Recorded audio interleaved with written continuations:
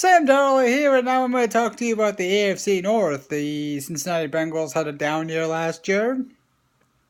The Pittsburgh Steelers made it all the way to the AFC title game where they lost to the New England Patriots. And the Baltimore Ravens are trying to make a return run to the playoffs and make a return run to the Super Bowl. Obviously, that got put on hold with Joe Flacco's injury. So, and then of course the Browns are the Browns. So, what do I think of this division?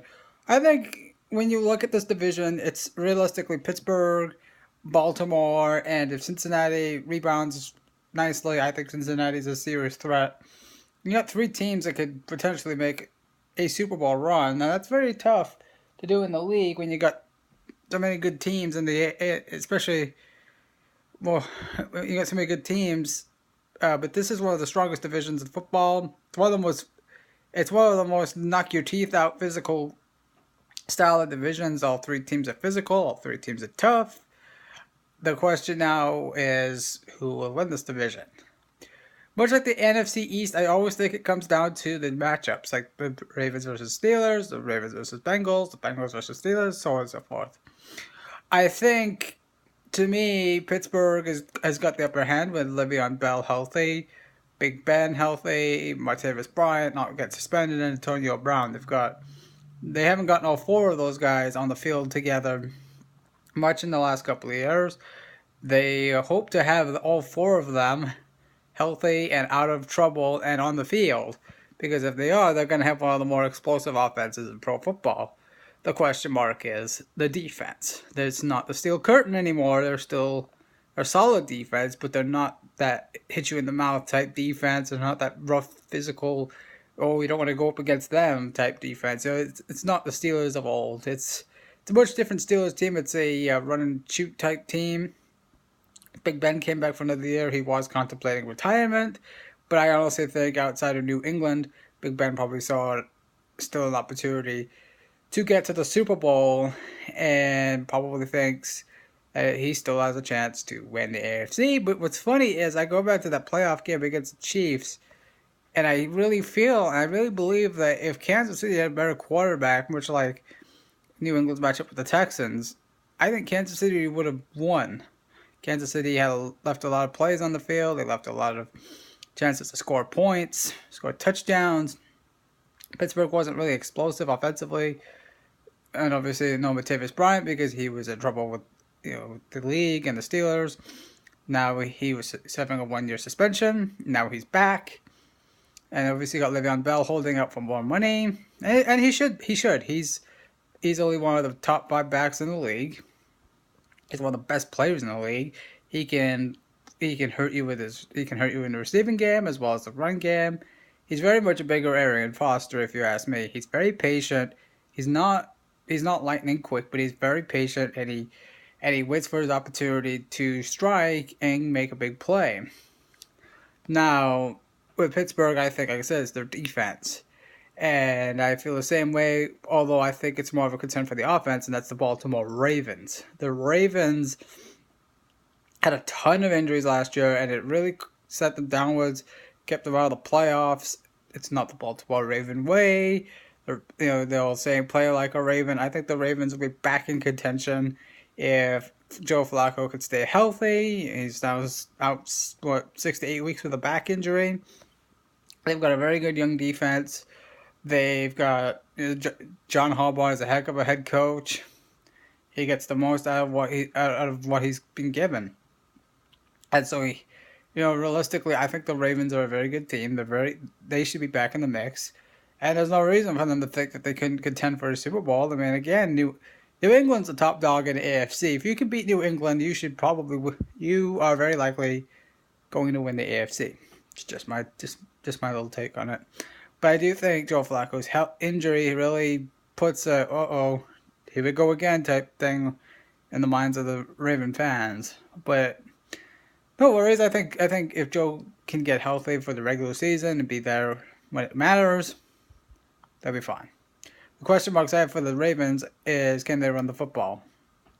When they made the playoffs a couple of years ago, they were one of the best teams that run the ball. They were good defensively. And of course, Joe Flacco Just Joe cool. He's cool under pressure. Finds a way to get it done when it really matters.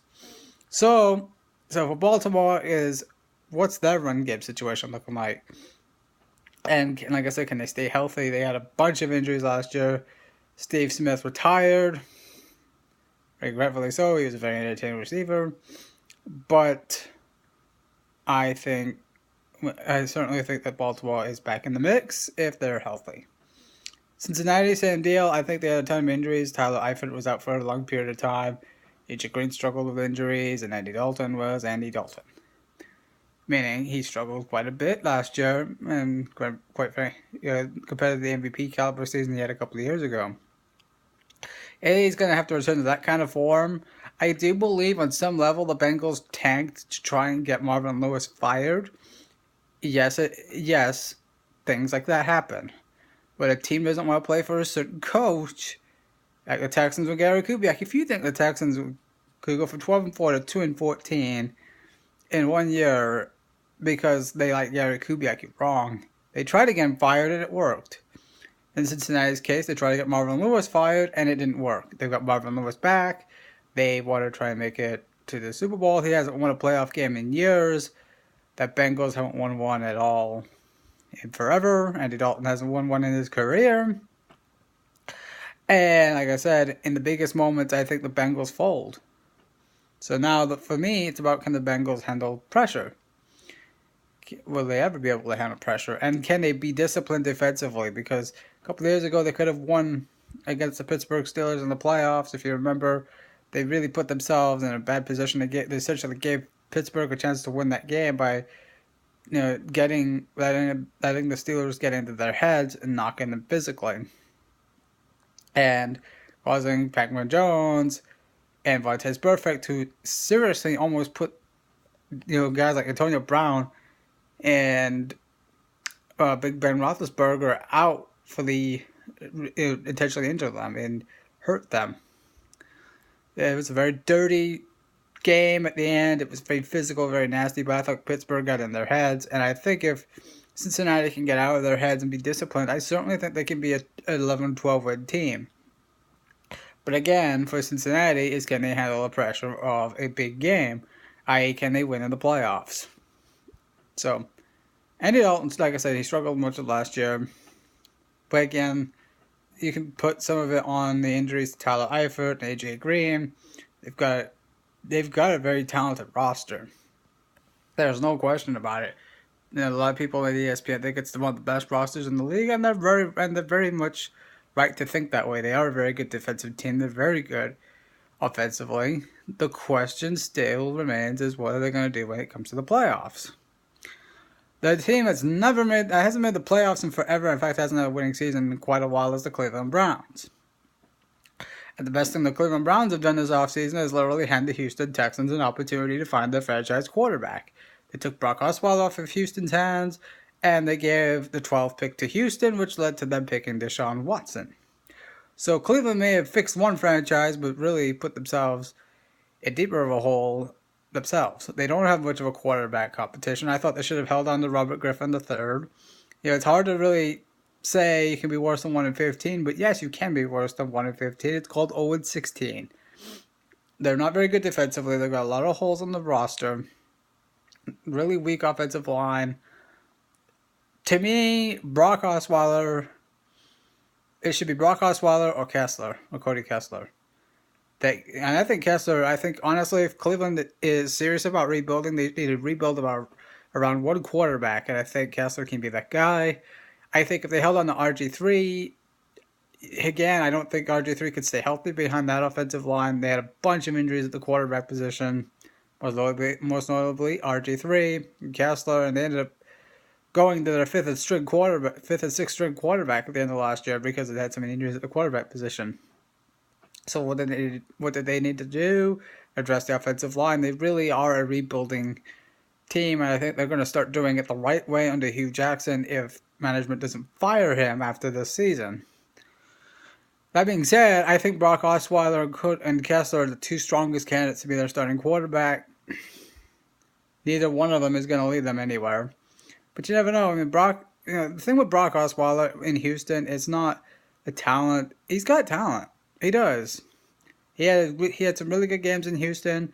He had some moments. He had some moments where you go, oh, he's a really good quarterback. Like the game in Mexico against the Oakland Raiders, he had a great game there.